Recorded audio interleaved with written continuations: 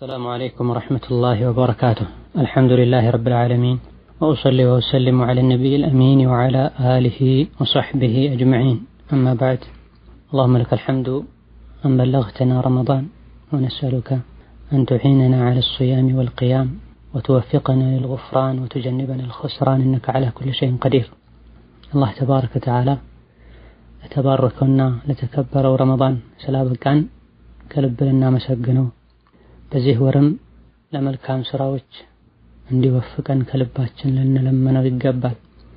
ረመዳን ምናልባትም በህይወታችን በተደጋጋሚ የማናገኘው የዒባዳ አጋጣሚ ከመሆኑ አንፃርም የቻልነውን ሁሉ በማድረግ ወደ አላህ ተባረከ ወተዓላ ልንቀርብ ኸይር ስራ ላይ ልንሽቀዳደምበት ይገባናል።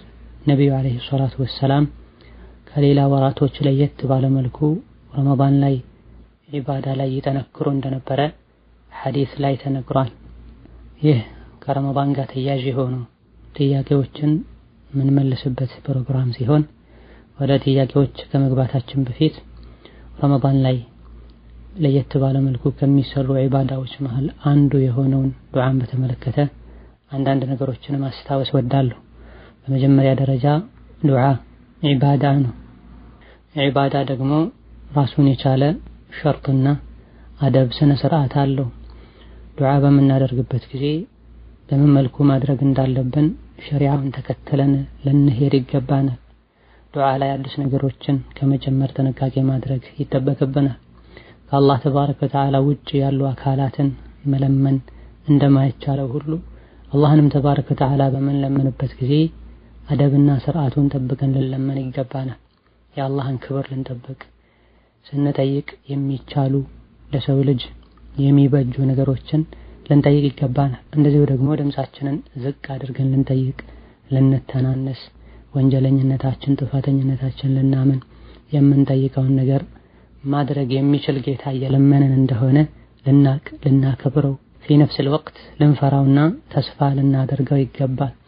እጅ ማንሳት ከዱዓ አደቦች መሃል አንዱ ሲሆን በመጠኑ እጃችንን አንስተን አይናችንን እጃችን ላይ አሳርፈን አላህን ተባረከ ወተዓላ ልንማጸን ይገባናል። ልባችንን ልንሰበስብ ይገባናል። ዱዓ ያደረጉ ወደ ላይ ወደ ታች ወደ ግራ ወደ ቀኝ የሚያዩ የሚጫወቱ የሚመስሉ ሰዎች አሉ። ይሄ የዱዓ አደብን ይጻረራል። እንደዚሁ ደግሞ ዱዓችን መቅቡል ይሆን ዘንድ ምን በላው ሐላል ሊሆን ምን ለብሰው ሐላል ሊሆን ይገባል። ዝምድናን ከመቁረጥም ልንጠነቀቅ ይገባናል።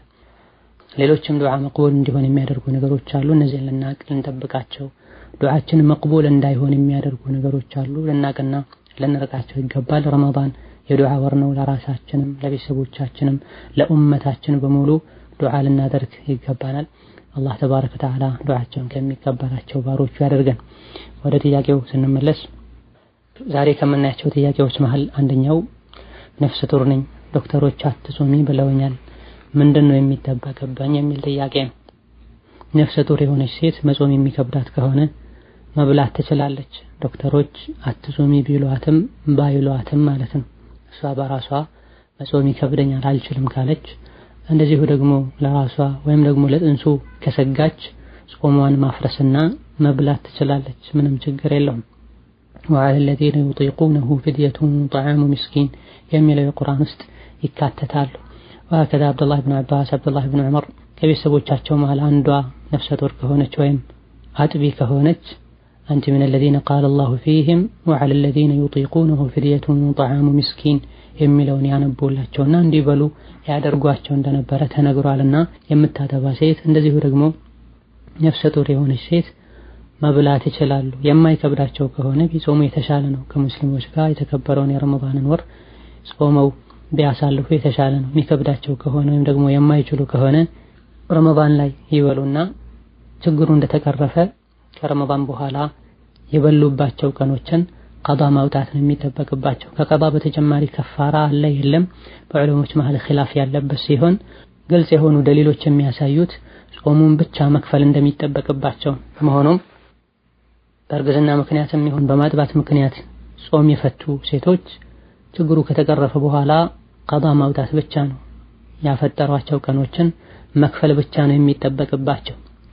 ሌላኛው ረመዳን ላይ ከዙህር በኋላ ወይም ከዐስር በኋላ መግሪብ አዛን ሊል አካባቢ ሐይድ ብታይ ያንን ቀን እንዴት ታደርጋለች? ጾማ ትውላለች ወይስ እንዴት ነው የምታደርገው? ጀዛኩሙላህ ኸይረን የሚል ጥያቄ ሲሆን ሐይድና የወሊድ ደም ላይ ያሉ ሴቶች መጾም አይችሉም። መጾምም ሐራም ይሆንባቸዋል። የጾሙ እንደሆነም ጾሙም ትክክል አይሆንም፣ በመጾማቸውም ወንጀለኛ ይሆናሉ። ኋላ ላይ ቀዷ ማውጣት ይወጅብባቸዋል። ሐይዱ የቀኑ ጅምር ላይ የሚምጣ፣ መሃል ላይ የሚምጣ፣ መጨረሻ አካባቢ ላይ የሚምጣ፣ በቀኑ ክፍለ ጊዜ ፀሐይ ከመጥለቋ በፊት ሐይድ ካየች አንዲት ሴት ጾሟ ተበላሽቷል። ከዙህር በኋላ የሚሆን ከዐስር በኋላ ወይም ደግሞ መግሪብ አዛን ሊል የተወሰኑ ደቂቃዎች ሲቀሩት ሐይዷ ከመጣ ሐይዱ መምጣቱ ብቻ ጾሙን ያፈርሰዋል። እኩለ ቀን ላይ ወይም ከዐስር በኋላ ሐይዱ ከመጣ የተቀረውን ሰዓት በጾም ማሳለፍ አለበት ወይስ መብላት ትችላለች? መብላት ትችላለች። ጾሟ እስከፈረሰ ድረስ ዝም ብለሽ ከምግብ ታቀቢ አንልም። ጾሟ ፈርሷልና መብላት ትችላለች። ጾሙ ከመፍረሱ ጋር ከምግብ ታቀበሽ ወይ አንላትም። ሌላኛው ለፍጡር የተወሰኑ ደቂቃዎች ሲቀሩት መታጠብ ይቻላል ወይ የሚል ጥያቄ ሲሆን ረመዳን ላይ በቀኑ ክፍለ ጊዜ የትኛውም ሰዓት ላይ ገላን መታጠብ ይቻላል። ጠዋት ከሆነ ችግር የለውም፣ ከሰዓት ከሆነ አይቻልም የሚል ነገር ከነቢዩ አለይሂ ሰላቱ ወሰላም አልተነገረንም። ለመታጠብ ከተገደዱ አሊያ ደግሞ መታጠብ ካስፈለገ ለንጽህናም ይሁን ሰውነትን ለማቀዝቀዝ ጠዋትም ይሁን ከዙህር በኋላም ይሁን ከዐስር በኋላም ይሁን ማንኛውም ሰዓት ላይ ገላን መታጠብ ይቻላል። እንደዚሁ ደግሞ መጉመጥመጥም ይቻላል፣ በውዱእ ሰዓትም ይሁን ከውዱእ ውጪ ማለት ነው።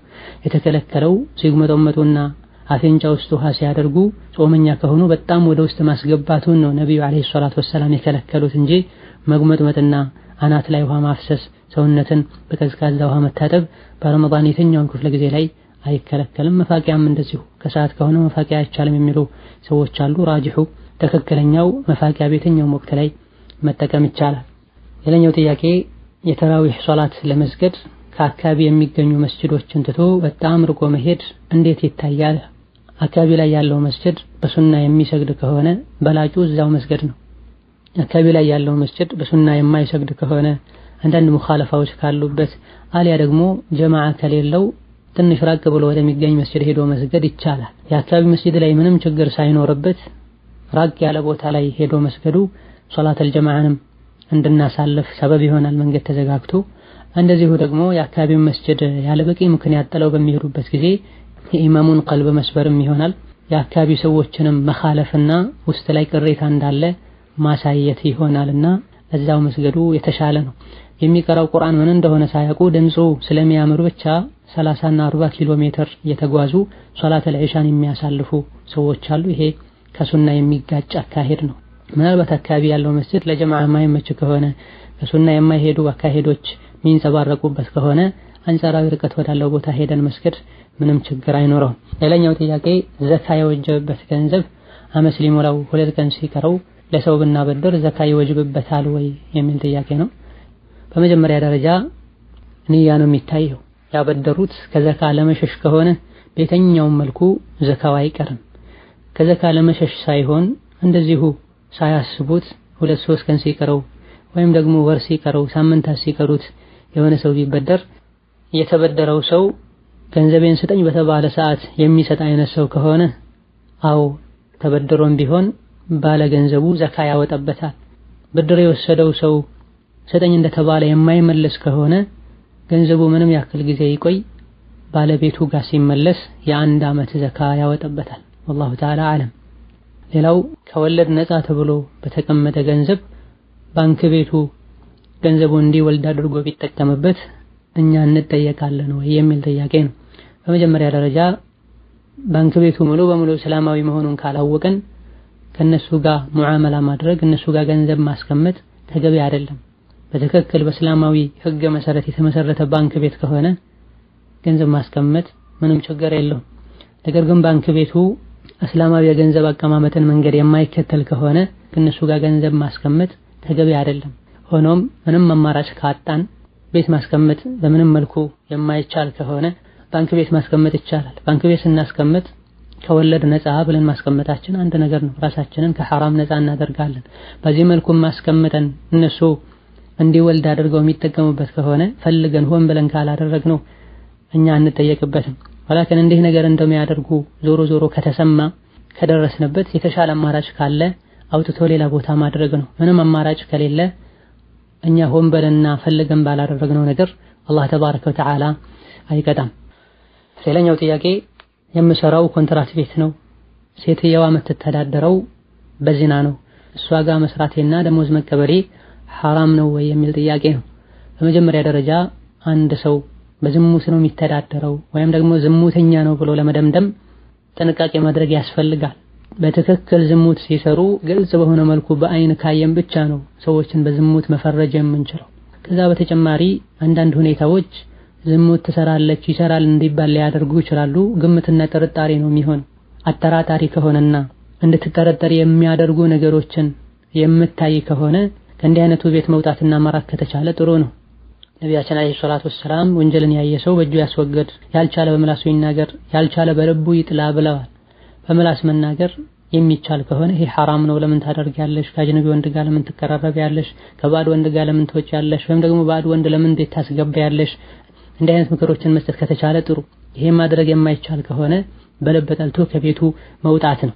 ምናልባት ኮንትራት ከመሆኑ አንፃር በቀላሉ መውጣት የማይቻል ከሆነ ቤት ለመቀየር ሙከራ ከማድረግ ጋር በምንም መልኩ የማይቻል ከሆነ ይሄን ወንጀል በልብ ከመጥላት ጋር በተለያየ መልኩ ተቃውሞን ለመግለጽ ከመሞከር ጋር ኮንትራትን እስኪጨርሱ ድረስ አማራጭ ከሌለ መቀጠል ይቻላል። ይሄ ደሞዙን በተመለከተ ሙሉ በሙሉ ገቢዋ ይህ ብቻ ነው፣ ሌላ የገቢ ምንጭ አላት፣ ይህ መታወቅ ይኖርበታል። ሌላ የገቢ ምንጭ ካላት ከዛ እንደምትከፍለው ተደርጎ ተወስዶ ብዙም ችግር የለውም እንላለን።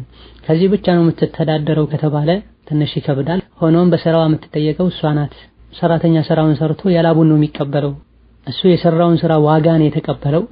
ሰርቶ አምጥቶ ደሞዝ የከፈለው ሰው በህገ ወጥ መንገድ ካመጣው እሱ ነው የሚጠየቅበት የሚሉ ዑለሞች አሉ።